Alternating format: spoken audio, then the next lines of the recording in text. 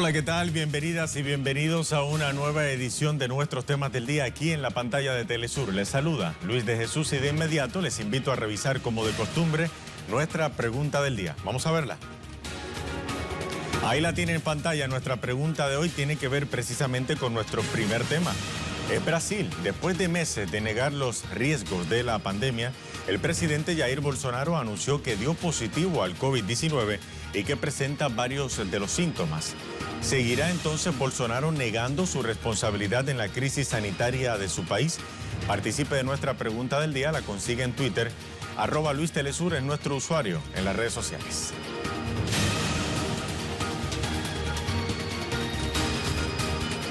Ya lo adelantábamos, el presidente Jair Bolsonaro resultó ser una de las más de 20.200 personas infectadas en las últimas 24 horas con el nuevo coronavirus en Brasil.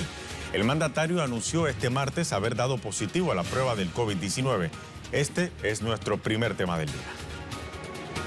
Con este resultado, el cuestionado presidente brasileño de 65 años de edad podría ser sustituido por el vicepresidente de la nación, de acuerdo a una legislación brasileña y dependiendo del grado de afectación a su salud. Bolsonaro decidió acudir este lunes al Hospital de las Fuerzas Armadas en Brasilia, la capital, al presentar varios síntomas asociados a la infección. Mientras tanto, Brasil alcanzó ya 1.626.071 contagios del nuevo coronavirus. Así anunciaba más temprano Bolsonaro a la opinión pública el resultado de la prueba a la que fue sometido. Yo, por ejemplo, si no me hubiese sometido al examen, no sabría el resultado y acabo dando positivo. Dio positivo. O sea, no tenía nada de qué preocuparme, dando una señal positiva, pero dado los síntomas, el equipo médico decidió administrarme hidroxicloroquina. Tomé la primera píldora ayer alrededor de las 17 horas. Vamos ahora en directo con nuestro corresponsal desde la ciudad de Río de Janeiro, André Vieira, quien tiene más información sobre esto. André, un gusto saludarte a esta hora. Te pregunto, ¿qué reacciones se han dado a este anuncio del presidente Bolsonaro, esta prueba positiva al coronavirus, y cómo pudiera repercutir esto en la administración de gobierno? Bueno, sí, Luis, saludos para ti, para la audiencia aquí de Temas del Día. Luis, efectivamente las reacciones fueron inmediatas por su parte, por supuesto, y por su parte también el mundo político por aquí, o parte de ese mundo político, reaccionó deseando la recuperación, pronta recuperación al presidente Jair Bolsonaro. Los presidentes de la Cámara, del Senado aquí de Brasil reaccionaron manifestando la recuperación para el presidente, pero en las redes sociales, Luis, lo que se destaca en este momento son justamente los usuarios, las personas, los brasileños que recuerdan la trayectoria del presidente Jair Bolsonaro frente a la administración o al combate de esta crisis que afecta no solamente a Brasil, pero en todo el mundo. Pero aquí en Brasil es justamente el segundo país más afectado en todo el mundo en número de casos y también de muertes. Recuerdan, por ejemplo, que Jair Bolsonaro llamó esta pandemia de gripecita, una gripecita, Luis, que te cuento como tú. 65.000 personas aquí en Brasil, estos son datos divulgados el día de ayer por las secretarías aquí de Brasil. También, Luis, recuerdan, por ejemplo, que el presidente Jair Bolsonaro en este momento habló que bueno que se realizó el test, pero aquí en este país el número de test es muy bajo. Por ejemplo, Luis, en un hospital privado vale como $40, $50. En los hospitales públicos, los test son principalmente para las personas que están en estado grave, o sea, que esta forma de saber si la persona tiene o no el test todavía aún es algo no muy común aquí en Brasil, no muy disponible para la población. También, Luis, es importante recordar que el presidente Jair Bolsonaro confirmó este test en una charla con periodistas en la mañana de hoy al mediodía ahí en Brasilia, y de hecho el sindicato de los periodistas ahí de Brasilia también reaccionó hoy afirmando, denunciando esta exposición, porque el protocolo, y de hecho aquí en Brasil también funciona así: si tú recibes un examen de COVID-19 o si tú haces el test, tú debes estar de cuarentena, porque tú como positivo para el nuevo coronavirus puede transmitir. Y lo que el sindicato está denunciando ahora es justamente la exposición de estos profesionales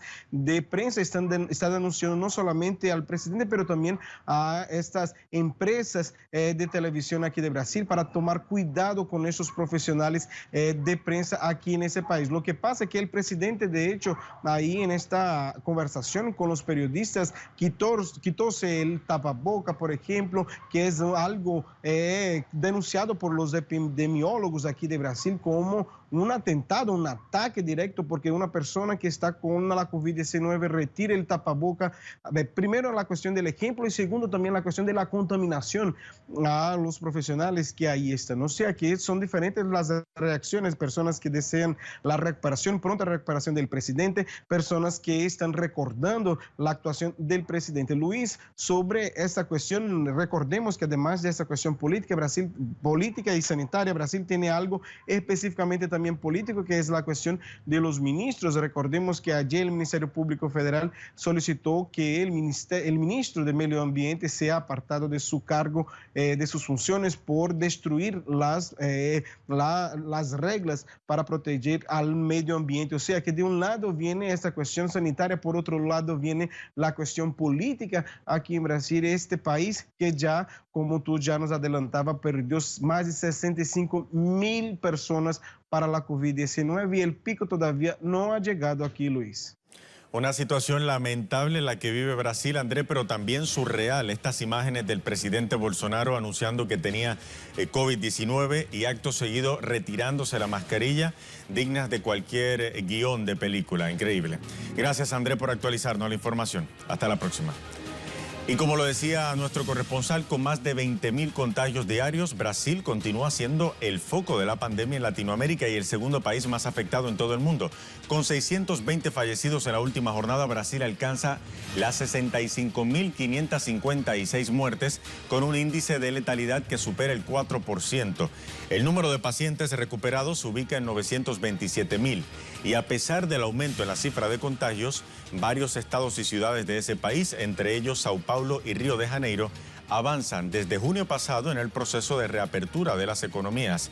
Solo en Sao Paulo, para que tenga una idea, el motor económico de la nación, se han producido 16,134 muertes por contagios de coronavirus y más del 20% del total de la nación. La semana pasada, los bares, restaurantes y gimnasios en Río de Janeiro reabrieron sus puertas con ciertas restricciones, aunque medios de comunicación han informado sobre una relajación en el uso de la mascarilla. Y en la actualidad también Río de Janeiro registra 121,879 contagios y más de 10,690 fallecidos.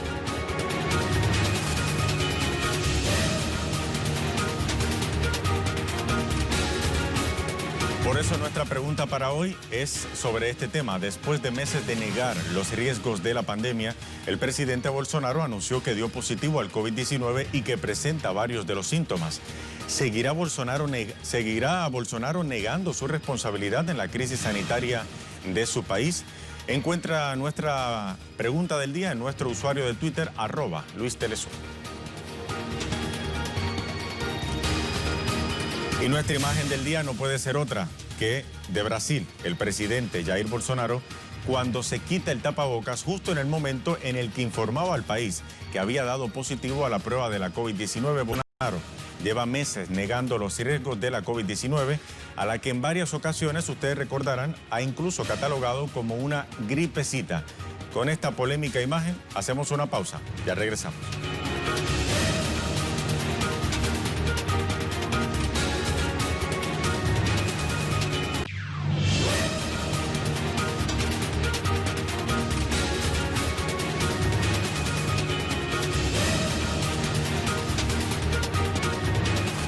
Estamos de vuelta en las informaciones hoy en temas del día. En medio de la emergencia sanitaria por la COVID-19, el vicepresidente de Ecuador, Otto Sonnes Hössner, renunció este martes a su cargo. Se trata del tercer vicepresidente que deja su puesto durante la gestión del presidente Lenín Moreno. Más en nuestro segundo tema del día. Sonnenholzner, quien ejerció funciones en la vicepresidencia desde 2018, dimitió a su cargo a 10 meses de que culminara su puesto. Me presentó la oportunidad de servir al Ecuador. El anuncio lo hizo en una comparecencia televisada y justificó la renuncia por motivos personales. En medio de la crisis sanitaria por la pandemia, el presidente Moreno ahora deberá centrar su atención en remitir una terna de candidatos a la Asamblea para que la misma designe al sucesor del ahora ex vicepresidente. Las libertades, la independencia de poderes y la democracia. No me siento y nunca me he sentido un político, pero sé que nuestro mundo ha cambiado. En esta nueva realidad requerimos formas muy distintas de hacer política a como muchos la entienden hoy. Ecuador necesita nuevas soluciones para afrontar los problemas. Por eso hoy, que enfrentamos una situación más estable, puedo finalmente tomar esta decisión. Más información sobre esta noticia, vamos hasta Quito con nuestra corresponsal Denise Herrera, quien nos tiene el reporte. Adelante, Denise. Qué gusto saludarte nuevamente desde Ecuador. Yo me encuentro en los exteriores de la vicepresidencia en Quito, en el centro histórico, donde ya ha salido de esta sede el ya ex vicepresidente de Ecuador, Otto Sonnenholzner. No quiso dar declaraciones a la prensa. Recordemos que Sonnenholzner confirmó hoy mediante una cadena nacional su renuncia irrevocable al puesto de la vicepresidencia. Inclusive ya su renuncia ha llegado a la Asamblea Nacional. El presidente Lenín Moreno ahora tiene 5 días para enviar la nueva terna con los nombres del futuro vicepresidente o vicepresidenta de la República. Asimismo, la Asamblea Nacional tendrá 30 días para hacerlo. En ese sentido, se habla que posiblemente uno de los nombres que ocupe esa terna sería la ministra de Gobierno, María Paula Romo. Sonnenholzner se vuelve en el tercer vicepresidente del Ecuador durante la gestión del presidente Lenín Moreno. Recordemos que Sonnenholzner asume la vicepresidencia justamente luego de la destitución de Alejandra Vicuña por estar envuelta en casos de corrupción. Otto Sonnenholzner deja la vicepresidencia a pesar de no haber sido una autoridad electa y se va de la misma manera. Se espera entonces que en los próximos días Ecuador finalmente, en medio de la pandemia de la COVID-19, en medio de todas las situaciones críticas que se desarrollan dentro de este país, ahora una de las preocupaciones será encontrar y elegir un nuevo vicepresidente. Esta es toda la información que tengo hasta el momento. Vuelvo contigo a estudios. Denise Herrera desde Quito, muchísimas gracias por el reporte. Hasta la próxima. Y en una entrevista para Telesur, el analista internacional Fernando Casado consideró más temprano que la renuncia del vicepresidente está relacionada a una promoción política de cara a los próximos comicios presidenciales. Porque en realidad desde el minuto 1 en que entró en la vicepresidencia ya utilizó este cargo público para promocionar su imagen. Promocionarla incluso a veces en contrastación con el nefasto papel que ha estado jugando también en su gestión el presidente Lenín Moreno. Por lo tanto, esta despedida de 13 minutos pareciera más bien un manual de marketing con el que estuvo ya dando las pautas claves de lo que va a ser su campaña. Por un lado, pues ha criticado el progresismo y la izquierda haciendo alusión concreta al pueblo venezolano y por supuesto también al correísmo, que sería su fuerza o la fuerza política que realmente tendría que batir.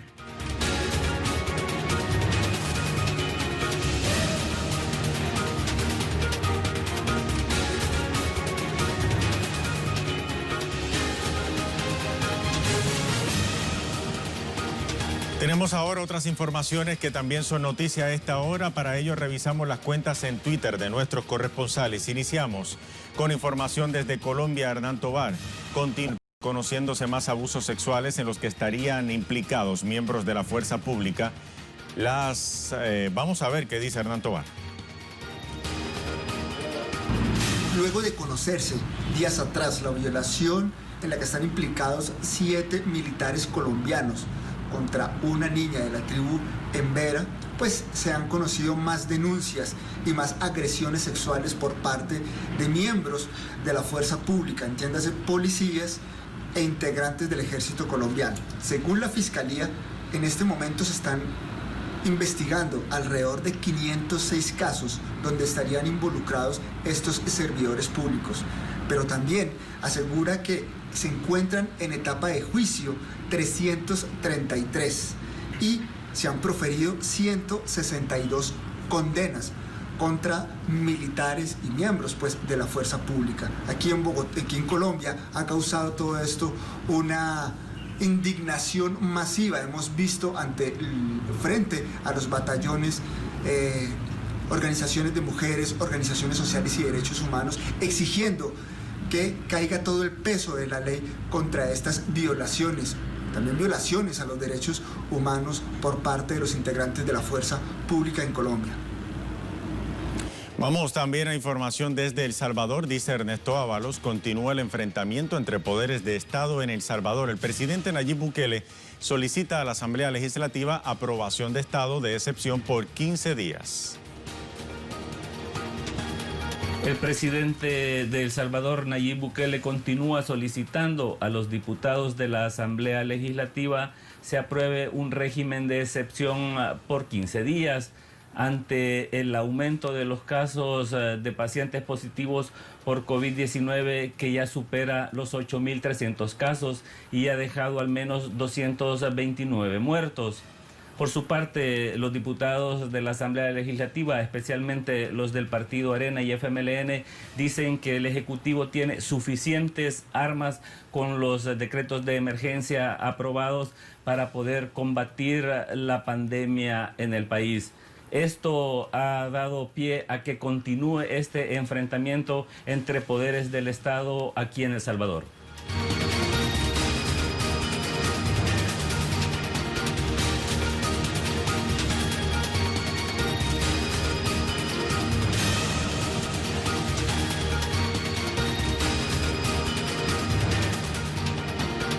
Bien, tenemos ahora información de Bolivia en nuestro tema en desarrollo. Le contamos que la Comisión de Fiscales emitió acusación por terrorismo y otros supuestos delitos contra el expresidente Evo Morales por un audio telefónico en el que el expresidente presuntamente instruiría a cercar ciudades como reacción al golpe de Estado del pasado 10 de noviembre. Desde La Paz, nuestro corresponsal Freddy Morales con el reporte. Adelante, Freddy. En diversos sectores sociales y políticos se ha rechazado la imputación fiscal por terrorismo y otros supuestos delitos con pedido de detención contra el expresidente Evo Morales. Las 6 federaciones de productores de coca del Chapare, tras calificarla de política y parte de la persecución judicial contra el movimiento al socialismo, declaró alerta máxima en previsión a cualquier intento de detención de Morales, quien se encuentra con asilo en la República Argentina. Los parlamentarios del movimiento al socialismo también rechazaron la decisión del fiscal y calificaron de ilegal el procedimiento ejecutado hasta ahora. Advirtieron que esa medida es parte de los intentos de la derecha del país y del gobierno de facto por marginar a esa agrupación política de las elecciones nacionales del 6 de septiembre, en las que el candidato del MAS, Luis Arce, se mantiene en primer lugar. El abogado de Evo Morales, Wilfredo Chávez, explicó que todo lo actuado es ilegal porque hasta ahora no se notificó al acusado, cuando debió cumplirse ese requisito tras la apertura de proceso planteado por la Fiscalía. Además, la supuesta prueba, un audio en el que Morales supuestamente instruye bloquear el ingreso de alimento a las ciudades tras el golpe de Estado de noviembre, ha sido manipulado y editado, por lo que tampoco tiene valor legal. Y tampoco la parte acusada ha participado en el proceso de peritaje. Un fiscal de La Paz anunció la activación de todos los procesos contra dirigentes políticos y sindicales del movimiento al socialismo. Según el ministro de Justicia, Álvaro Coimbra, son más de 60 los procesos judiciales en curso. Freddy Morales desde la ciudad de La Paz de Bolivia con el reporte. Tenemos también otro tema en desarrollo que se genera esta vez en México. Especialistas de la Universidad de Innsbruck identifican restos de Cristian Alfonso Rodríguez Telumbre. Él es víctima de desaparición forzada y uno de los 43 normalistas desaparecidos de Ayotzinapa. Los padres ya han sido notificados del avance en las investigaciones. Ahora, en directo desde Ciudad de México, nuestro corresponsal Eduardo Martínez tiene más información sobre esto. Eduardo, un gusto saludarte. Información muy importante la que se desarrolla a esta hora en México. Cuéntanos más sobre esto, por favor. ¿Qué tal, Luis? Un gusto saludarte, un gusto saludar al auditorio de Temas del Día. Efectivamente, la Fiscalía General de la República, el titular de la Unidad Especial para el caso Ayotzinapa, Omar Gómez Trejo, dio a conocer que precisamente los resultados que se obtuvieron del análisis que hizo la Universidad de Innsbruck a restos óseos encontrados en noviembre de 2019 dieron como resultado precisamente que se trata de Cristian Alfonso Rodríguez Telumbre, es decir, estos restos óseos de un miembro inferior pertenecían a este joven que desapareció de manera forzada el 26 y 27 de septiembre de 2014 en estos hechos de los cuales nosotros hemos dado seguimiento desde entonces en la ciudad de Iguala, en el estado de Guerrero. Cabe destacar, Luis, que hay ciertas diferencias que ahora se están marcando entre lo que fue la llamada verdad histórica que concluyeron las autoridades de la administración del entonces presidente Enrique Peña Nieto y las que se están siguiendo ahora mismo por parte de la Comisión de la Verdad que fue creada por el presidente Andrés Manuel López Obrador en los primeros días de su mandato para esclarecer precisamente este caso. Cabe decir que una de las diferencias es que esos restos no se encontraron en el río Cocula ni cerca del basurero, como lo mencionaba la entonces llamada verdad histórica, sino que fueron resultado de las indagaciones que se realizaron en la barranca de la carnicería en el ejido de Cocula, esto también en el estado de Guerrero. Cabe destacar que fueron informaciones que estuvieron recibiendo los integrantes de la Comisión de la Verdad los que llevaron a este hallazgo que ahora se da a conocer por parte de la Fiscalía General de la República. Ya los padres de este joven fueron notificados personalmente por el titular de la unidad especializada para el caso Ayotzinapa y será el próximo viernes cuando los padres de los 43 estudiantes normalistas desaparecidos de Ayotzinapa se reúnen con el presidente Andrés Manuel López Obrador en Palacio Nacional para dar seguimiento a estas investigaciones. Además, también se informó por parte de la Fiscalía que otros 6 restos fueron enviados ya a la Universidad de Innsbruck y en 3 o 5 meses se tendrán ya los resultados de estas investigaciones y se podrá conocer más información alrededor de este caso que sin duda alguna pues ha marcado la historia reciente de este país. Definitivamente, Eduardo, y esperemos que este sea tan solo el inicio de una investigación que pueda traer para los familiares de estos 43 normalistas de Ayotzinapa paz y tranquilidad y por fin tener la verdad sobre lo que ha acontecido en ese país. Gracias, Eduardo. Hasta la próxima. Con esto repasamos entonces una vez más nuestra pregunta del día que tiene que ver con Brasil. Vamos a ver.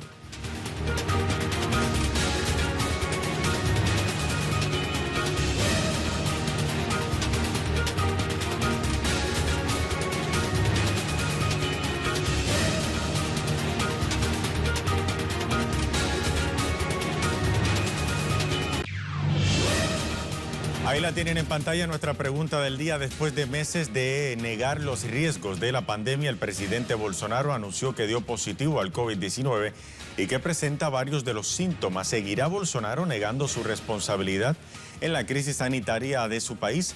Vamos a ver qué opinan varios de nuestros seguidores a nuestra pregunta del día. Iniciamos con la respuesta de la cuenta Memorias de una Cubanita. Dice: los conspiranoicos de las redes dicen que es una estrategia de Bolsonaro para luego de anunciar su cura milagrosa, seguir matando brasileños en nombre de la economía. Lo triste es que no parece descabellada la teoría, pues podríamos esperar eso y más de Bolsonaro genocida, teniendo en cuenta, y agrego aquí yo por mi cuenta, que ya esto pareciera haberse registrado en presidentes de otros países de América Latina que ya han hecho esta estrategia. Vamos a ver entonces qué dice la cuenta de Rey Martínez.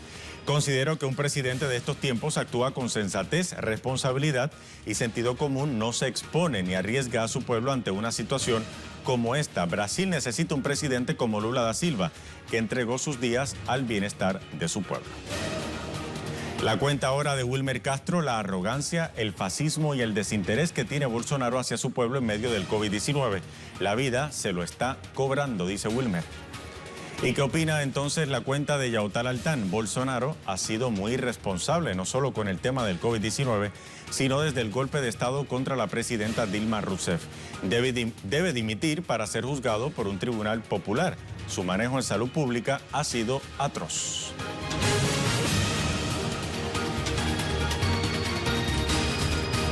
Gracias a nuestros seguidores por responder nuestra pregunta del día. Así llegamos al final de esta edición de Temas del Día. Hasta la próxima.